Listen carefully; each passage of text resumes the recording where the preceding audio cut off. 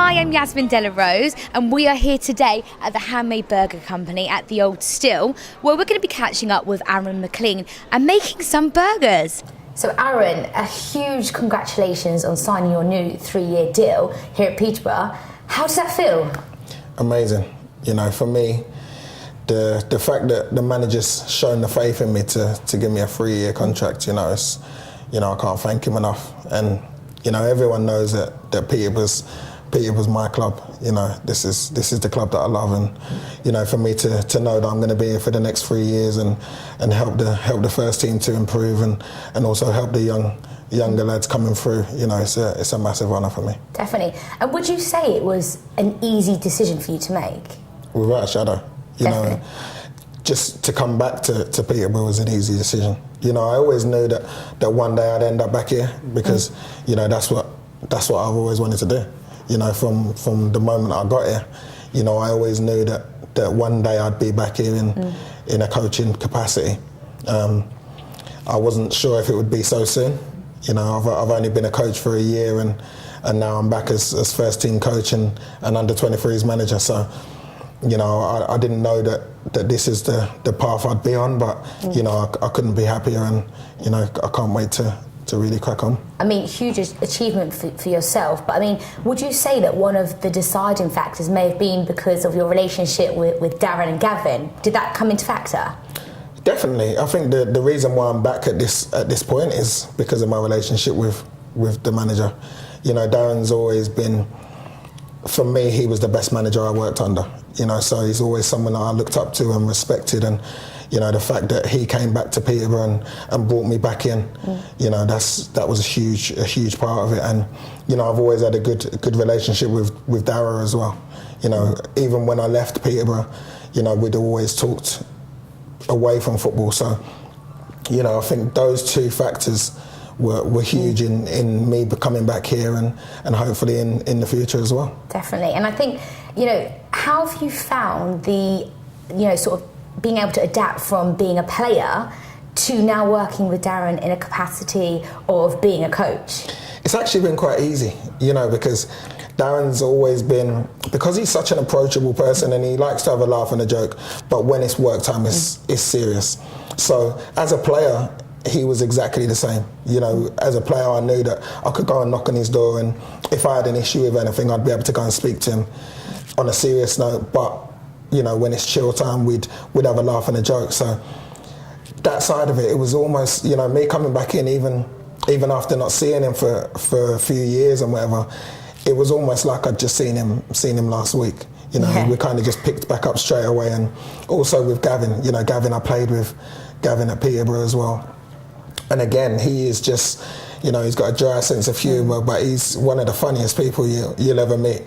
So it was just coming back into it was like I'd seen him just last week, and it's been such an easy transition. And that's what you want. You want to have that dynamic, you want to have that relationship. I can also see that you used to have such a great fan base with the Peterborough fans. Coming back after all that time and now reconnecting with the fans. How does that feel for you? It's amazing. They're the best fans. They've been absolutely unbelievable with me from the moment I walked in, and I had a lot of success at Peterborough, so it's easier to have a good relationship with fans when you're successful. But at this club especially, the fans were always a huge part of everything we did, and to be able to come back and, like you say, reconnect with the fans and help put a good team out onto the pitch for them to enjoy, it's massive for me. I've definitely seen a few photos of you down at the training grounds. Yeah. I do like a picture. It must be said, I'm always on to Joe to get me pictures. But yeah, listen, it's always nice to come back to a place where you're appreciated. And and my time at Peterborough as a player, I always felt appreciated here, and now it's kind of another opportunity for me to give something back as well. How does the kind of the coaching relationship work? Obviously there's yourself, and obviously you've got Darren who's the manager, but what roles do you each play in order to succeed and progress? So obviously Darren's the first team manager, so he's in charge of everything. Then you've got Gavin, who's the assistant manager, so him and the manager they structure the majority of the coaching. and then I'm first team coach. So I'm mainly in charge of the forwards, the forward players and attackers. But you know, there'll be days where we'll all be split. So it might be defenders, midfielders, strikers. I'll be in charge of the forward players. And then on a day-to-day basis, it's just, you know, we all not take turns, but we all play different parts in the collective. And then also I'm the manager of the 23s. Yeah. So I'll be in charge of the youngsters, the development of them in the under 23s, and obviously certain players that the young players that are in the first team, you know, we'll be doing extra sessions with them just so that, you know, as a young player, I think that the first couple of years especially are key in your development. And even once you become a professional, as a young player, your development's still huge. So Darren's keen for us to make sure that they don't miss out on any opportunities. So we'll be doing afternoon sessions with those, and you know, that will be my department. Development, like you said, I bet for you that actually seeing that, you know, those players develop throughout the season must be a huge satisfaction for yourself, actually seeing your coaching skills for them to be able to progress. And that's a huge part of why I wanted to be a coach. You know, a lot of people always said to me, you know, once you finish playing, would you go into agency work or whatever? But, you know, being an agent is all well and good. You know, you can help players in that respect, but I'd rather be out on the grass and helping players develop in that way. And in the way that when I was a youngster, people helped me. You know, that's where I feel I'm going to be best used, and you know, that's why I want to be a coach. And would you say that this club is a great place for you to start and develop your coaching career? I don't think there's any better place for me. You know, it's a place that I know so well. I know the people here. It's a really close club, and you know, the majority of the staff are all staff from when I first joined so many years ago.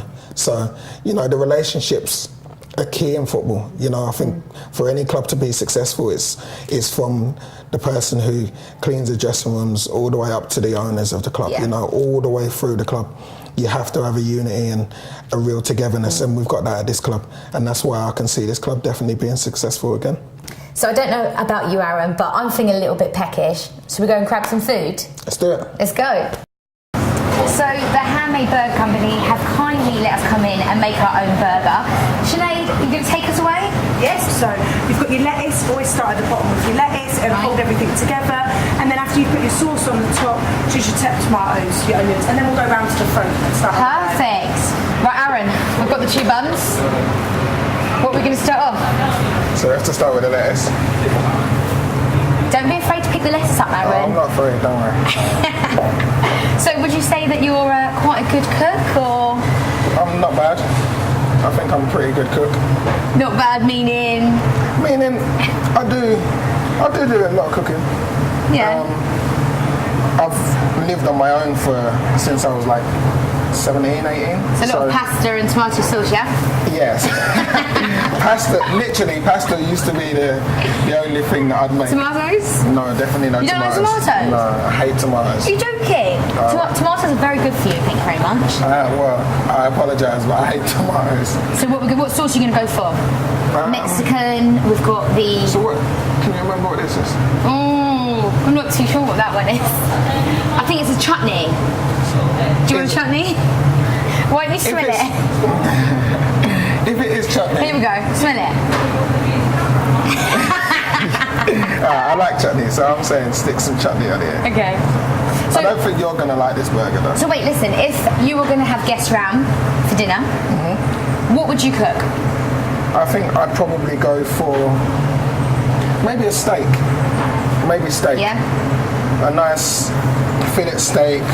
Then you can have a bottle of red wine with it, you know, really set the mood. But how do you have your steak then? I have mine medium. Medium. I know a lot of people like it rare, but yeah, medium for me. Fine. Okay. So nice steak. What about the kind of what would you put with the steak? I have a double deep fried chips. Okay. Yeah. Good shout. Or maybe mashed potato. Okay, would you make that yourself, or would you go to the shop and buy it already made? The mashed potato? Yeah. Oh no, I'd make it myself. Is yours lumpy though? No. I'd make sure that it's all... Listen, trust me, don't ever doubt my cooking. And then some nice veg with it. Some Mediterranean veg maybe. Okay, fine. Can you eat like hot sauces and stuff? I love hot. I have to have hot. So it's funny. I used to walk around with, not walk around, but when we'd have away games, I'd have a small little Tabasco in my bag. No way. And at football, every day, I'd go to the chef and I'm like, can you have the Tabasco please? Yeah. I have to have everything hot, even a fryer. Good. So I'm not morning, going to like this one then if you're going to put all hot sauce in it. I'll make it not too hot. Well, I'm not sure. I haven't even asked you if you like that, but no, Aaron, I don't like that, but it's alright. It's okay. You will like it. Trust me. What else? You've got the onions. You've got the lettuce going on. You've got the salsa.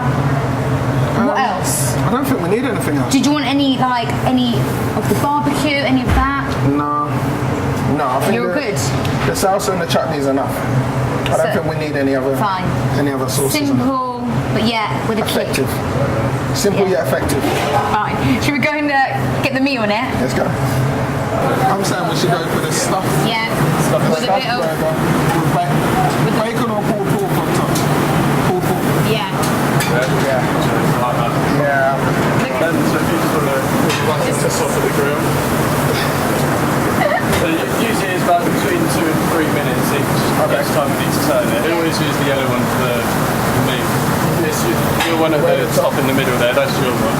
So we're just turning it over, yeah? Yeah, if you want to turn it over and then also flip it so then the lines are crossing over. Yeah, then just done like that. How do you feel your burger's going to turn out? I think it's going to be amazing. Out of 10? 11. Trust me, once you actually taste it, you'll love it. No, I'm not too sure about. He's saying he's going to have an 11 out of 10 burger. Yeah? Definitely, trust me. Once it comes out.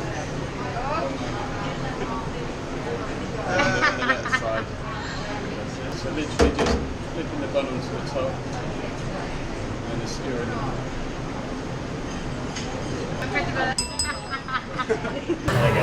Thank you. Looks lovely. Thank you very much. Thank you. Amazing. Thank you. It's nice, isn't it? Thank you to the Handmade Burger Company. And remember, season ticket holders get 20% off when you show your card. So let's tuck in. Let's go.